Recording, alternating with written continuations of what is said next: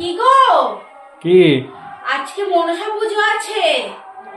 তা মনসা পুজো আমার সাথে যাবা? কোথায়? ওই ঠাকুর বাড়ি, মনসা ঠাকুর বাড়ি। হ্যাঁ যাব। তুমি বাড়িতে থাকবা না? কেন? আমি বিশ্বাস করি না তোমায়। কেন? বলা যায় আমরা বাড়িতে সবাই চলে যাবো, আমি যাবো, তোমার বাবা মা যাবে, আমার মাম যাবে, সবাই যাবো, তোমাকে একা রেখে যাবো। যদি কোনো মেয়েকে নিয়ে আসো। কি অবস্থা!